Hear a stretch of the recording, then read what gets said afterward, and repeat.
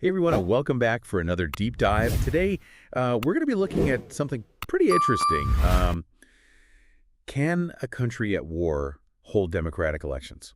Yeah, this is a really fascinating question, and has a lot of implications not just for the country in question, but for democracies around the world. Right, and the specific country we're going to be looking at today is Ukraine. Of course, yeah. And the kind of jumping off point for this whole discussion is there was this Reddit thread Okay. that we found that was talking about this article that was in Ukrainska Pravda, Hmm. and it was quoting President Zelenskyy. Gotcha.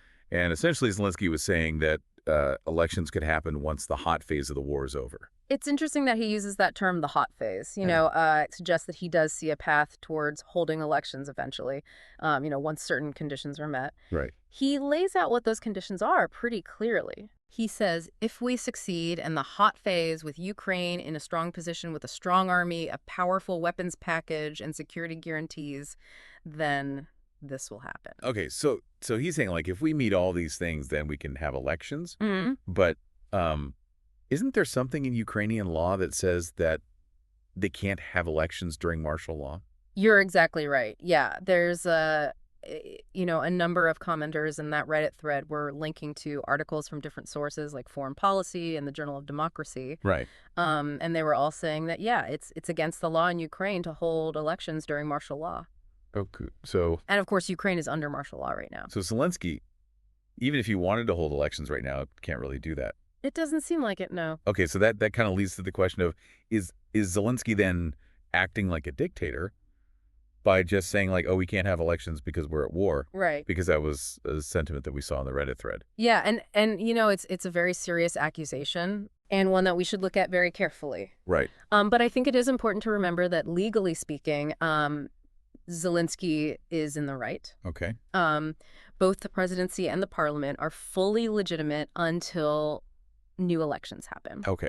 even if there's a delay. Gotcha. So it's not like he's overstaying his welcome or, trying to grab power illegally or anything like that. So it's less about him being a dictator and more about the fact that they're in this, like, really crazy situation where it's like, what do you even do? Right. Yeah. And so aside from the legality of whether or not they can have elections, there are a lot of people who are saying, well, even if you could, it would be a terrible idea. Oh, yeah, absolutely. Right. I mean, just the practicalities of trying to hold elections in the middle of a war zone are incredibly difficult. Yeah. You've got millions of people who are displaced from their homes, living under occupation, serving in the military. Yeah. How do you guarantee a free and fair vote under those circumstances? Yeah. There were a lot of people in the Reddit thread that were saying that, and some people were even comparing it to the U.S. Civil War, where the Confederate States didn't hold elections in 1864 Mm. because, well, they were kind of busy fighting a war. Right. Yeah, the historical parallels are interesting. Right. But Ukraine's situation, I think, is especially challenging. The scale of the invasion, the fact that the fighting is still going on, the very real threat of Russia targeting civilians. Yeah. I mean, think about what they did on Christmas and New Year's Eve. Right. All of this just adds layers of complexity that make holding an election right now just incredibly risky. Yeah. You're basically saying, like, if we had elections, we'd have to put a target on every single polling place. Pretty much. Yeah. And speaking of targets, there's also the whole issue of Russian interference. Oh, right. Yeah. A lot of people were bringing that up, saying that, we've seen what Russia's been able to do in elections in other countries, Right. but the stakes in Ukraine are so much higher. Absolutely. We're not just talking about swaying public opinion. We're talking about potentially installing a pro-Russian government. Yeah. I mean, if Russia were to interfere in an election in Ukraine, would the results even be considered legitimate? Right. Would they really reflect the will of the Ukrainian people? Right. And that's something that would have to be addressed For sure. before you could even think about holding elections. Absolutely. Yeah. So it seems like even if Zelenskyy wants to be, committed to these democratic principles, Mm-hmm.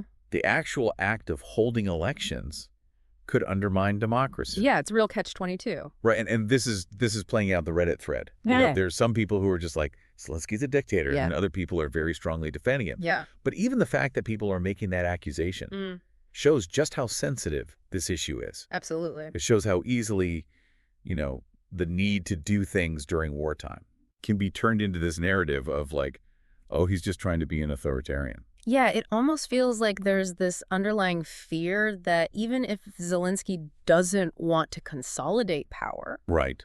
the nature of war kind of forces him to, Yeah. you know? Right. And some people are bringing up the point that like martial law, Right. like by definition, gives more power to the state. Yeah. And by extension to the leader. To the person in charge. How do you make sure that they don't just keep that power forever? That's the big question. Yeah. But then there's also this other side of things where people were like, well, maybe Zelensky's just scared of losing. Right. Because, the polls that we've seen suggest that he's still pretty popular. That's where things get really interesting. Okay. And that's what I think we should talk about in part 2. Okay. I'm ready when you are. All right, let's do it. Yeah. Yeah, so, it's easy to look at those polls and be like, oh, well, Zelensky's got nothing to worry about. But wartime conditions can really skew how people view things. Oh, yeah, that's a good point. I hadn't really thought about that. It's not just about, what the numbers say. There's a whole, psychological aspect to this. Yeah, explain. So think about it. You're in a crisis. Okay. You're facing this existential threat. Mm-hmm. People tend to rally around their leader. Right. It's a natural human instinct. Makes sense. Political scientists actually have a name for this. They call it the rally around the flag effect. Oh, wow. Okay. I've never heard of that, but I can totally see how that would make sense. Yeah, it's like this primal instinct. Oh, yeah. When you're in danger, you want strong leadership. You want unity. You want to feel like everyone's on the same page. Right, I want to feel safe. Exactly. And that can be incredibly powerful. Yeah. Especially, in the early stages of a conflict. Think about, the surge in support that George W. Bush got after 9/11. Oh, right. Yeah. Or the boost that Margaret Thatcher got during the Falklands War. Okay. Yeah, so it's almost like a survival mechanism. In a way, yeah. But you're saying that there's like a downside to this, right? Exactly. Yeah, the problem is that wartime unity can kind of mask the underlying political divisions. Oh, okay.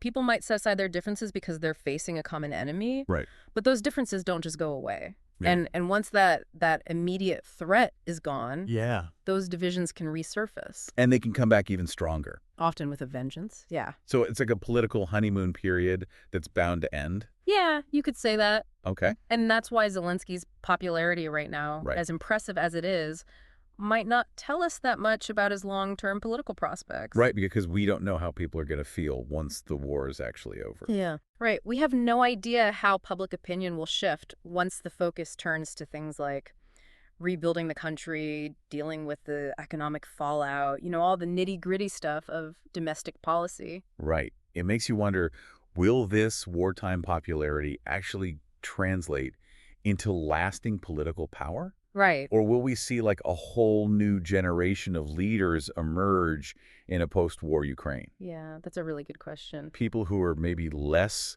focused on like military strategy and more focused on rebuilding infrastructure and, like dealing with all the economic problems. Yeah, and it kind of ties back into those concerns about democratic erosion that we were talking about earlier, Okay. like delaying elections, even if there are good reasons for it. Yeah. It sets a precedent. Yeah. It kind of opens the door for future leaders to be like, well, Zelenskyy did it, why can't we? Right. And a lot of people in the Reddit thread were saying like, that's a slippery slope. Absolutely. Like once you start postponing elections, it becomes easier and easier to do it again and again. Exactly. And there was one comment in particular that I thought was really insightful. Okay.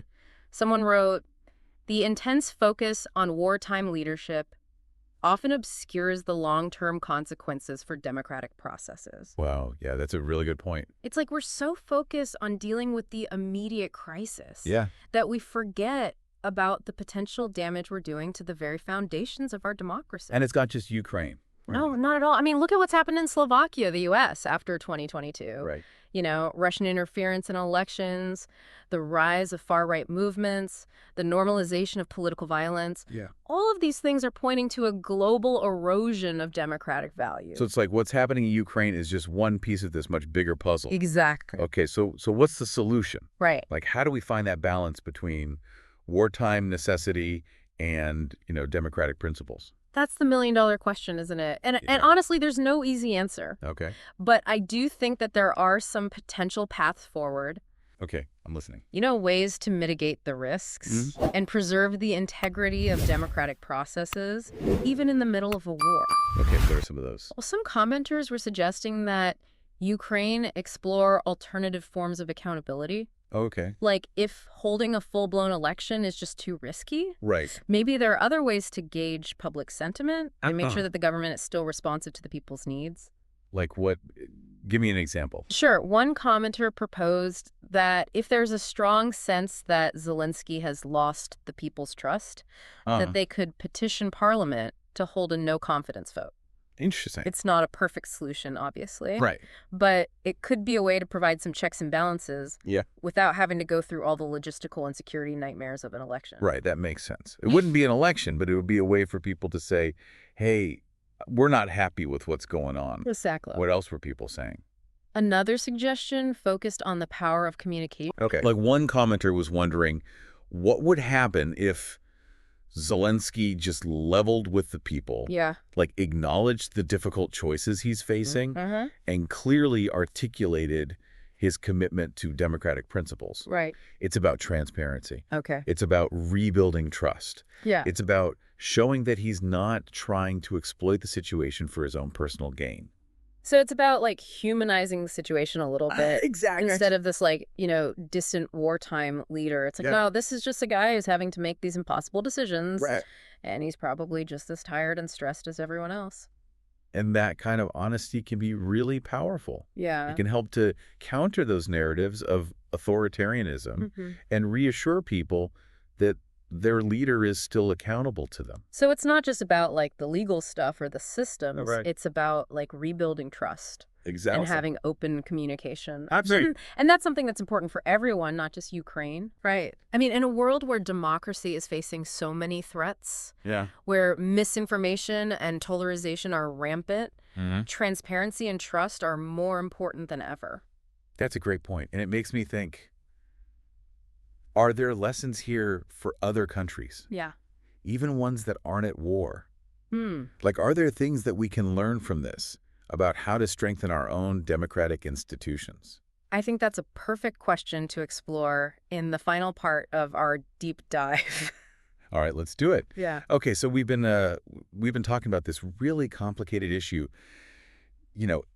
Can a country at war hold democratic elections? Right, and we've used Ukraine as our example. And it feels like we've just come up with more questions than answers. Well, that's what happens when you really dive deep into something, right? Sure. Sometimes the most important thing isn't finding solutions. Yeah. It's understanding the problem, like all the different sides of it, and seeing how it connects to other things happening in the world. Right. And one thing that I've noticed in the Reddit thread is that even though there are all these challenges and all this uncertainty, there's still this sense of hope. Oh, yeah, definitely. Like people are really looking for ways to protect democracy, even in the hardest situations. One commenter even suggested that Ukraine should join the European Union right now. Really? Yeah, like as a way to show solidarity and strengthen their ties to the democratic world. Right. Obviously, it's not very likely to happen. Yeah. But it just shows how much people want Ukraine to be part of that community. Right. It's like saying, we believe in you. Exactly. We see you and we support you. Yeah. And even if joining the EU isn't realistic right now, Right. there are things that Ukraine can do to protect their democracy. Okay. Like what? Well, a lot of people are saying that Zelenskyy needs to be more open and honest with the people. Okay. One commenter said something like, I wonder what would happen if Zelenskyy just came out and said, look, I'd rather be on a beach somewhere with my family than dealing with all this thing. Right. Like, imagine if he just admitted how hard this all is. Yeah. And said, I'm doing this because it's my duty, because my people need me. It would really humanize him. Exactly. And it would help people to trust him more. Right. Because if people start to think that Zelenskyy is just using the war to stay in power, that's when things get really dangerous. And that's what transparency is so important. Right. Like, he needs to explain why he's making the decisions he's making. He needs to be honest about the challenges. He needs to be upfront about everything. So it's not just about the laws and the systems. Right. It's about creating a culture of open communication. Exactly. And that's something that we can all learn from. It's not just about Ukraine. Right. It's about democracy everywhere. Yeah. In a world where democracy is under threat, we need to be really careful about protecting it. So it all comes back to that question we started with. Can a country at war hold democratic elections? And it's a really hard question to answer. Yeah, there's no easy solution. But I think just having this conversation, Right. thinking about these things, Uh-huh. is really important, It shows that we care about democracy. and that we're willing to fight for it. Exactly. So as we wrap up this deep dive, we want to leave you with one final thought. How can we as citizens work to protect democracy? How can we make sure that wartime doesn't destroy freedom? These are questions that we all need to think about. Thanks for joining us on this deep dive. And until next time, keep questioning, keep learning. And keep diving deep.